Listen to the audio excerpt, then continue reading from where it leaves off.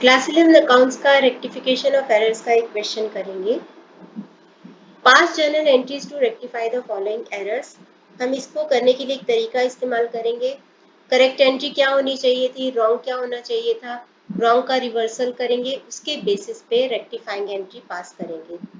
तो सबसे पहले an old plant sold for ₹4,000 had been entered in the sales account. तो एक पुराना प्लांट बेचा था 4,000 का, उसकी जगह पे हमने उसको सेल्स अकाउंट को क्रेडिट कर दिया, क्योंकि सेल्स को हम क्रेडिट करते हैं, क्योंकि सेल रिप्रेजेंट करते हैं इनकम को, इनकम बढ़ते तो उसको हम क्रेडिट करते हैं। तो करना तो चाहिए था, मतलब करना चाहिए था करेक्ट में, करना चाहिए था कि कैश डेबिट टू प्लांट या टू प्लांट एंड मशीनरी, और रॉन्ग वाले में हमने कर क्या दिया, cash debit to sales account. अब हम क्या करते हैं, रॉन्ग वाली का रिवर्सल करते हैं। रॉन्ग वाली का रिवर्सल यानी कि कैश को डेबिट किया 4,000 से, कैश को क्रेडिट कर दो 4,000 से, सेल्स को क्रेडिट किया 4,000 से, सेल्स को डेबिट कर दो 4,000 से।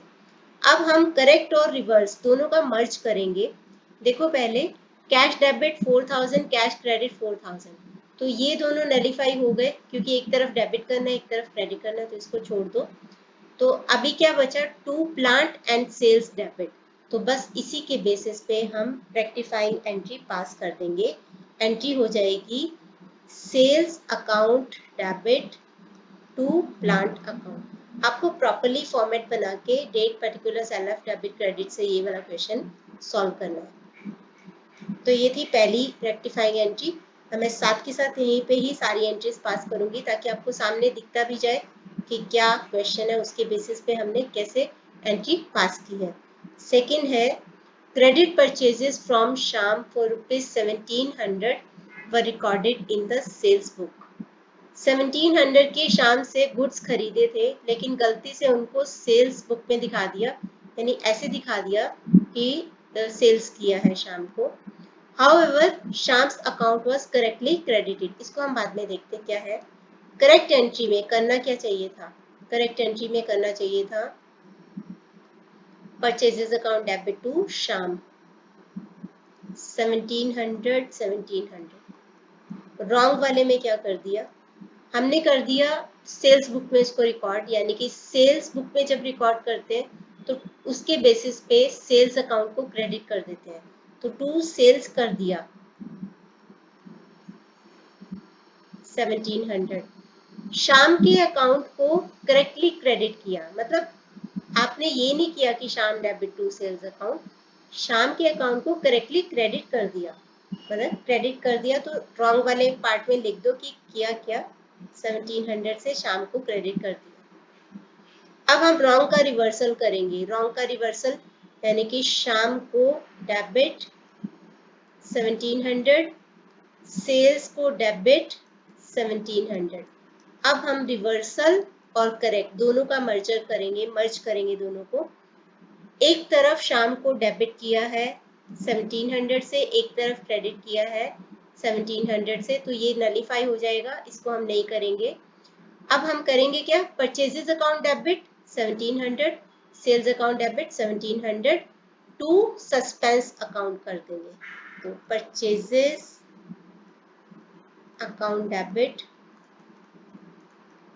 Sales account debit to suspense account 3,400 total कर देंगे इसका। ये हो जाएगी सेकेंड एंट्री। अब हम करते हैं थर्ड एंट्री पास।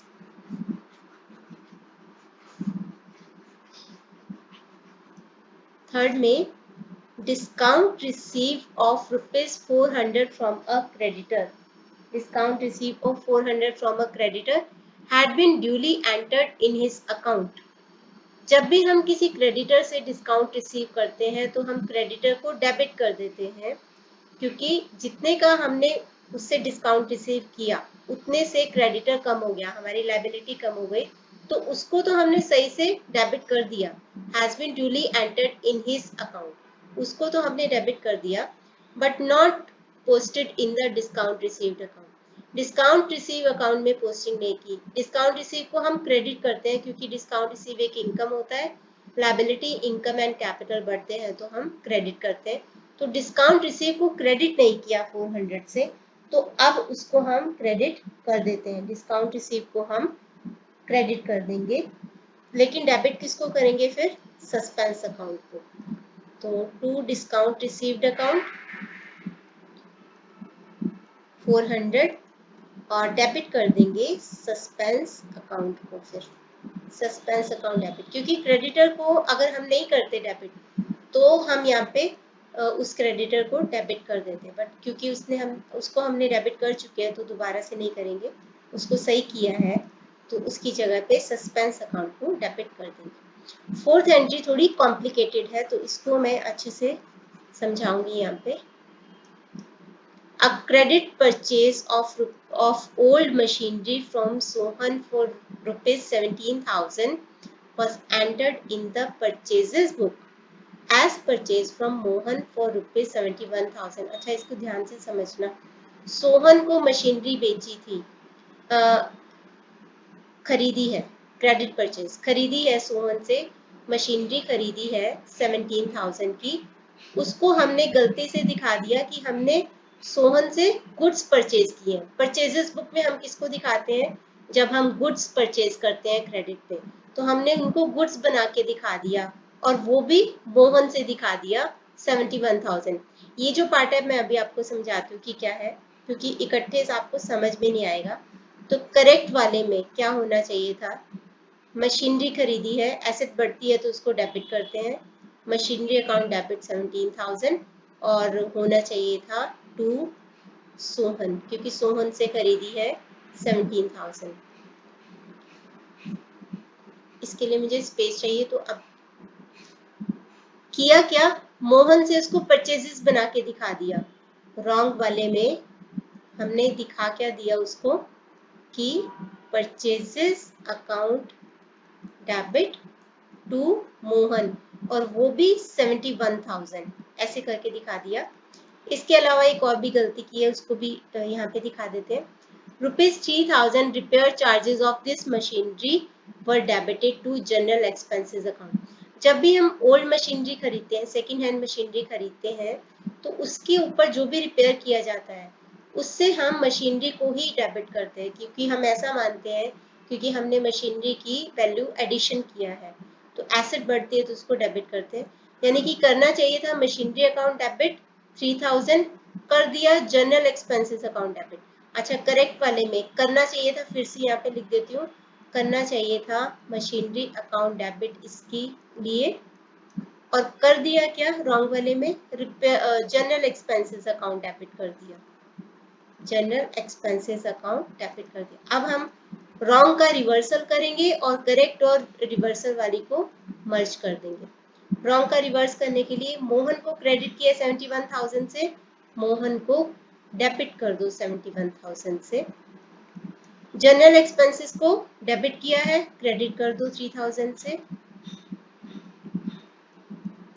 परचेजेस को डेबिट किया है, परचेजेस को क्रेडिट कर दो 71,000 से। अब हम जो भी ये मर्ज किया है हमने उस सबको दिखा देते हैं। मर्ज किया है, करेक्ट और रिवर्स का मर्ज कैसे करना है? Machinery account debit, machinery account debit 17,000 3,000, तो टोटल हो गया ये 20,000। तो हम मशीनरी को डेबिट कर देंगे 20,000 से। मशीनरी अकाउंट डेबिट 20,000, तो ये पार्ट हमने कर लिया, इसको मैं काट रही हूँ। टू सोहन 17,000, तो टू सोहन या टू सोहन्स अकाउंट 17,000, इसको भी काट रही हूँ। मोहन को डेबिट करना है 71,000 से, तो मोहन को डेबिट कर देते हैं, या Mohan's account debit 71,000। General expenses को क्रेडिट करना है 3,000 से, तो to general expenses account 3,000। Purchases को क्रेडिट करना है 71,000 से, तो टू परचेजेस अकाउंट 71,000। ये आपकी रेक्टिफाइंग एंट्री कंप्लीट हो गई। एक बार आप चेक कर लो, डेबिट में टोटल डेबिट किया 91,000 से, 20 और 71 91 होता है, और क्रेडिट में 3 प्लस 17 20 प्लस 71 91 होता है। तो ये हमारी रेक्टिफाइंग एंट्री कंप्लीट हो जाएगी।